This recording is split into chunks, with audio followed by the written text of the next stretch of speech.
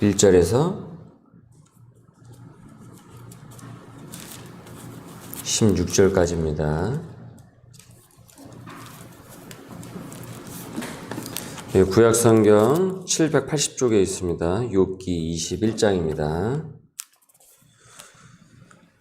제가 봉독합니다. 욥이 대답하여 이르되 너희는 내 말을 자세히 들으라. 이것이 너희의 위로가 될 것이니라. 나를 용납하여 말하게 하라. 내가 말한 후에 너희가 조롱할지니라. 나의 원망이 사람을 향하여 하는 것이냐? 내 마음이 어찌 조급하지 아니하겠느냐? 너희가 나를 보면 놀라리라. 손으로 입을 가리리라. 내가 기억하기만 하여도 불안하고 두려움이 내 몸을 잡는구나. 어찌하여 악인이 생존하고 장수하며 세력이 강하냐? 그들의 후손이 앞에서 그들과 함께 굳게 서고 자손이 그들의 목전에서 그러하구나. 그들의 집이 평안하여 두려움이 없고 하나님의 매가 그들 위에 임하지 아니하며 그들의 수소는 새끼를 베고 그들의 암소는 낙태하는 일이 없이 새끼를 낳는구나. 우리 다 같이 읽습니다.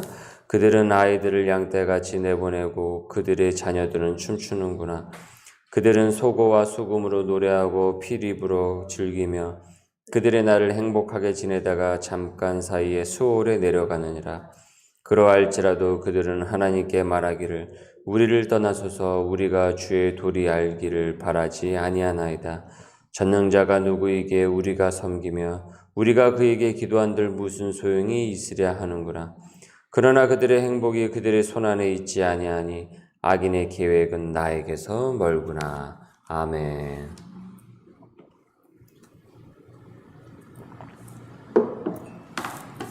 네, 오늘 말씀은 특별히 받은 선물이라는 제목으로 하나님 말씀 전하겠습니다.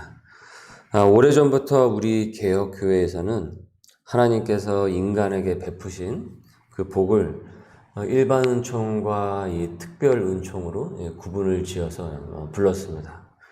가령 우리가 자연에서 이제 이렇게 맑은 공기를 마시는 것은 모든 그 창조물이 누릴 수 있는 복인 것이죠. 뭐 인간이나 동물이나 식물이 똑같이 이 호흡을 누릴 수가 있어요. 인간, 동식물 구분 없이 누릴 수 있는 복입니다. 그래서 이것을 일반적으로 모든 창조물이 다 누린다고 해서 일반 은총에 이제 속하는 복이다라고 이렇게 불러요.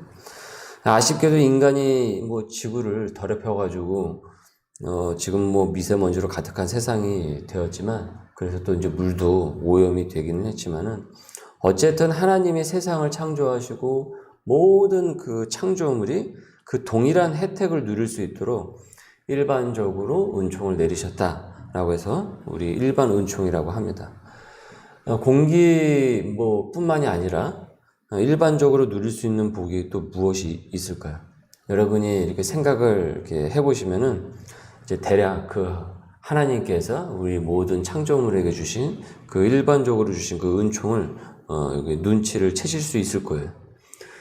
그런데 이런 일반 은총과 다르게 특별히 주신 은총이 있어요.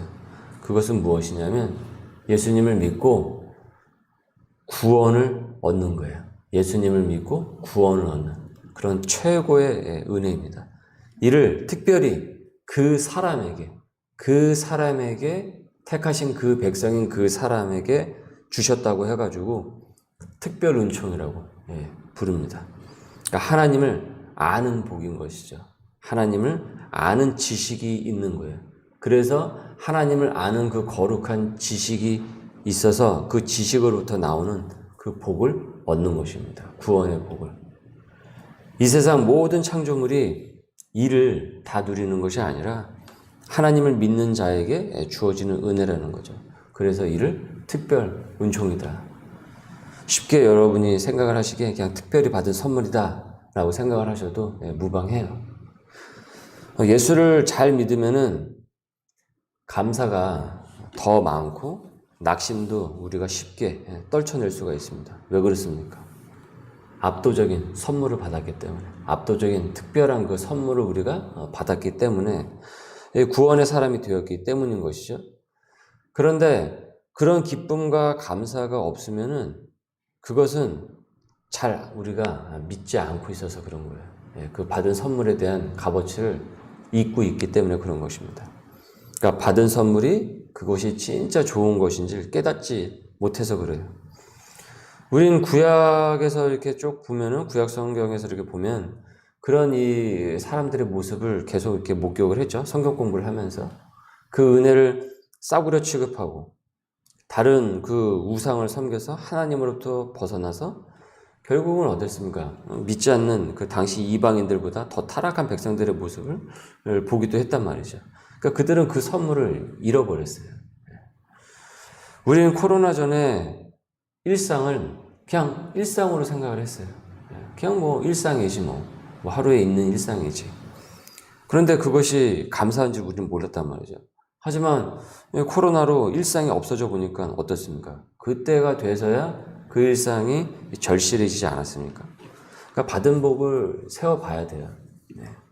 그래야 그 복이 진짜 무엇인지를 알게 돼요. 예수를 믿은 지 우리가 오래되면은 그런 생각을 해요. 그게 당연하다고 이렇게 생각을 하는 거예요. 그래서 믿음이 어떻게 되냐면 이제 건조해지고 그러다가 이제 말라붙는 경우가 생겨요. 그리고는 어디에 이제 눈을 돌리느냐?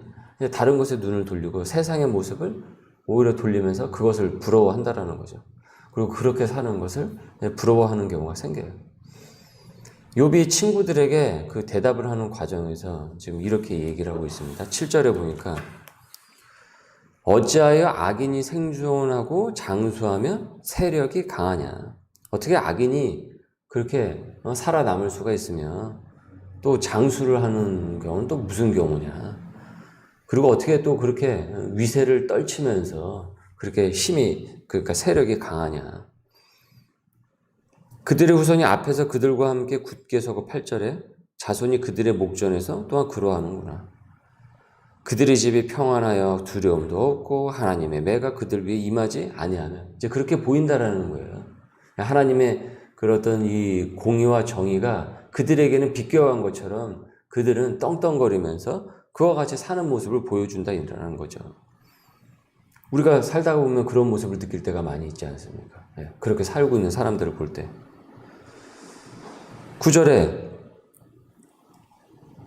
10절입니다. 그들의 수소는 새끼를 베고 그들의 암소는 낙태하는 일이 없이 새끼를 낳는구나. 그때 당시에 이 목축은 그 재산을 상징을 하는 거죠.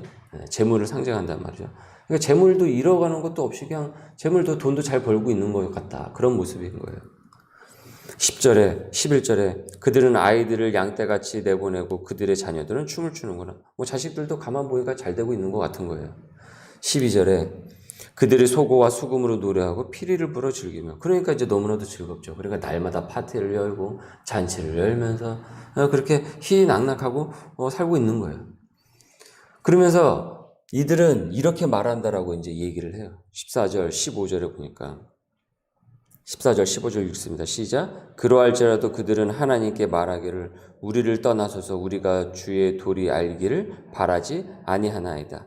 전능자가 누구에게 우리가 섬기며 우리가 그에게 기도한들 무슨 소용이 있으랴 하는구나 라고 했어요. 이게 무슨 의미입니까? 14절 15절. 그러니까 하나님을 굳이 나는 알 필요가 없지 않느냐. 그렇게 살고 있지 않느냐 저들은. 그러니까 봐라 악인도 저러고 살고 있지 않느냐. 저건 어떻게 너희들이 설명을 할 것이냐. 친구들에게 이제 얘기를 하는 거예요. 그 앞전에 20장에 이제 친구들과 또 이제 그 얘기하는 장면들이 있지 않았습니까? 20장은 그 소발의 얘기로 꼭 꽉 차여져 있었고 21절은 이제 욥이 대답을 하는 것인데 그러니까 너희들은 내가 무슨 악을 저질러가지고 내가 뭘 잘못을 해가지고 지금 내가 이런 어려움을 당한다라고 하는데 그러면 보자 이거예요. 너희들 말대로. 그러면 누가 봐도 악행을 저지르는 저들이 저런 그 사람이 살면서 모두가 부러워할 만한 그런 인생의 그런 어떤 복이라고 생각하는 것들을 누리고 있는 것을 너희들은 도대체 이걸 어떻게 설명을 할 것이냐라는 것이죠. 욥의 말이 어떻습니까? 틀립니까? 맞습니까? 맞죠? 네. 되게 논리적이죠. 그런데 이제 욥은 21장으로 들어서면서 이 21장으로 우리가 이제 들어서면서 욥기는 이제 더 상세하게 이 고난과 하나님 그리고 이 그분의 백성들이 누리는 그 구원으로 이제 그 얘기로 점점 깊숙이 들어가기 시작을 하고 있는 거예요. 사실 욥기를 우리가 그룹 성경 공부를 하면은 훨씬 풍성한 메시지를 우리가 얻을 수가 있습니다. 욥이 비유로 든 이 악인들은 결국 어떻습니까? 인생을 살면서 이 자기들에게 주어진 어떤 그 재능과 그런 물질적인 복이라든지 그런 어떤 이 자녀들의 복이라든지 뭐 일반적으로 우리가 누릴 수 있는 그런 은총을 다 누리기는 하지만은 하나님의 무엇은 필요 없다고 하는 사람들이니까 특별 은총은 필요가 전혀 없는 거예요. 왜냐하면 이미 그것이 가득 차 있기 때문에 부러운 게 없는 거예요. 그러니까 아쉬울 게 없으니까 하나님을 찾습니까? 찾지 않습니까? 하나님을 찾아야 될 만한 이유가 그들에게는 없는 것이죠. 왜냐하면 이 세상에서 누릴 수 있는 것은 자기들이 별로 아쉽게 누리고 있지 않은 것 같거든요. 그러니까 자기들이 잘나서 누리고 있는 복이라고 생각을 하는 것이죠. 그렇게 하나님의 특별 은총 같은 것은 알지도 못하고 알고 싶어 하지도 않는 자들이라는 거예요. 그것이 바로 이 14절, 15절처럼 이렇게 얘기하는 거예요. 기도한들 무슨 소용이 있으며 하나님을 찾는 게 무슨 소용이 있어. 지금 이게 좋은데. 그 얘기를 아주 대범하게 얘기를 하고 있다는 거죠. 자, 그러면 욥이 이들의 예를 들어서 지금 들면서 저들이 부럽다라고 하는 것인가? 그들을 부러워하고 그런 삶의 방식이 지금 옳다고 하는 것인가? 그것이 아니다라는 거죠. 16절입니다. 16절 말씀 읽습니다. 시작. 그러나 그들의 행복이 그들의 손안에 있지 아니하니 악인의 계획은 나에게서 멀구나. 그들의 손안에 그 행복이 있지 아니하니. 이제 이것이 21장 이후로 쭉 우리가 이제 말씀에 들어가면서 왜 그것이 그렇지 않은 것인지에 대해서 이제 우리가 이 말씀을 통해서 이제 상고하게 되는 부분입니다. 자, 오늘 부분만 이제 우선 말씀을 드린다고 한다면, 자, 그들은 자기들의 그 성공이 자기들 힘으로 다 이루고 자기들이 잘나가지고 그것을 누리고 있고 그렇기 때문에 아나무인으로 아쉬운 것도 없고 오히려 또 사람들을 무시하고 그렇게 살고 있지만 나는 그들의 생각을 용납할 수 없다라는 거예요. 나는 거기에 그들의 삶의 방식에 동의하지 않는다라고 하는 거예요. 사실은 지금 욥의 이 짤막한 이 대답이 굉장히 신앙 고백 중에 하나입니다. 이 어려운 중에 이 고통스러운 가운데서 지금 이 얘기를 하고 있는 거예요. 사실은 이 얘기하는 건 쉽지가 않아요. 힘든 가운데서 이 하나님의 공의와 하나님의 끝까지 신뢰하는 이 얘기를 하는 건 사실 쉬운 얘기는 아닙니다. 하지만 욥은 이 순간에 이 친구들이 이렇게 자기를 코너로 몰고 압박을 하고 주변의 모든 사람이 다 자기를 떠난 거예요. 그리고 마치 야 하나님도 널 버린 거 아니냐? 마치 이런 식으로까지 지금 친구들의 입을 통해서 이렇게 얘기가 흘러나오는데 가만히 보면요 친구들도 사실은 하나님을 믿는 사람들인 거예요. 그렇지 않습니까? 지금 하나님 얘기를 들어서 설명하고 있지 않습니까? 그러니까 하나님 믿는 사람한테 또 이런 얘기를 듣는다고 생각을 해보세요. 차라리 믿지 않는 사람한테 얘기를 들으면 그나마 속이라도 좀 덜 속상하겠는데 이건 옆에서 믿는 사람들한테 또 그런 얘기를 들으니 믿는다고 하는 이 교인이나 누구한테 들으니 이게 얼마나 이제 속이 이게 해집어지겠습니까? 그런데 지금 이 순간에 지금 욥은 나는 그래도 그와 같은 삶의 방식에 동의하지 않는다라고 하고 있는 거예요. 여러분 우리는 어떻습니까? 이것에 동의합니까? 부러워하세요? 그럼 설교 처음부터 다시 시작해야 됩니다. 부러워하면 지는 것입니다. 우리 믿는 사람들은요, 세상의 용욕에 가장 최상의 가치를 두고 부러워하지 않습니다. 믿으시죠? 거기에 최고의 가치를 두지 않습니다. 우리 중에 누구도 내가 다시 태어난다고 한다면 북한의 김일성처럼 그렇게 살다가 죽고 싶다. 그렇게 생각하지는 않을 거예요. 하나님은 모른 채 이 세상 부유한 것은 아쉬운 것 없지 모든 것을 다 누리다가 살고 싶다. 그렇게 생각하지 않으실 겁니다. 마치 욥이 나는 그들의 생각을 용납할 수 없다라고 한 것처럼 동의하지 않으실 거예요. 왜 그렇습니까? 왜 그렇습니까? 하나님께 받은 특별 은총의 특별한 선물의 그 가치를 누구보다도 이 세상에서부터 누구보다도 알고 있기 때문에 그런 것이죠. 그리고 그 선물의 가치는 마지막 날 우리가 하나님 앞에 서게 되었을 때 훨씬 더 크게 빛나고 압도적으로 빛나게 될 것입니다. 아, 이것이 얼마나 큰 선물이었구나. 내가 그간 인생을 살면서 가장 중요한 최고의 선물을 받으면서 내가 살고 있었구나. 아마도 여러분이 받은 그 선물의 그 가치를 정말 진정으로 안다고 한다면은 바울처럼 이렇게 고백을 할 것이에요. 빌립보서 3장 7절에서 9절 말씀입니다. 그러나 무엇이든지 내게 유익한 것을 내가 그리스도를 위하여 다 해로 여길 뿐더러 또한 모든 것을 해로 여김은 내 주 그리스도 예수를 아는 그 지식이 가장 고상하기 때문이라. 내가 그를 위하여 모든 것을 잃어버리고 배설물로 여김은 그리스도를 얻고 그 안에서 발견되려 함이니 내가 가진 의는 율법에서 난 것이 아니요 오직 그리스도를 믿음으로 말미암은 것이니 곧 믿음으로 하나님께로부터 난 의라 라고 고백했습니다. 여러분 새벽기도 끝나고 오늘 하루 중에 틈을 내어서 빌립보서 3장 7절에서 9절 말씀을 다시 한번 여러분 상고할 수 있기를 바라겠습니다. 그 은혜가 여러분의 삶 가운데서 크게 넘쳐나게 될 것입니다. 여러분 이 선물은요 마지막 하나님 앞에 우리가 설 때 이 선물의 가치는 최상의 빛으로 빛나게 될 것입니다. 구원받은 특별한 선물을 받은 소명인으로서 오늘 하루도 비록 고난이 있다고 할지라도 또 그 고난 가운데서 뜻하신 그 하나님의 뜻을 발견하면서 승리할 수 있는 귀한 하루가 될 수 있기를 주님의 이름으로 소원합니다. 우리 함께 같이 기도하겠습니다.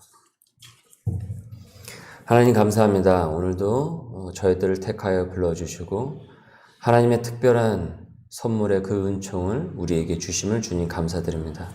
때론 우리의 눈이 우리의 지식이 너무나도 얄팍하고 얇아서 그 선물의 가치를 깨닫지 못하고 세상의 영역에 우리의 눈이 흘러갈 때가 너무나도 많음을 고백할 수밖에 없습니다. 주님 우리의 어리석음을 주님 용서해 주시었고 오늘 말씀을 통하여서 다시 한번 우리의 마음을 잡고 주님께서 우리에게 주신 최상의 그 선물을 갖고 승리하는 백성들이 될 수 있도록 주님 인도하여 주옵소서.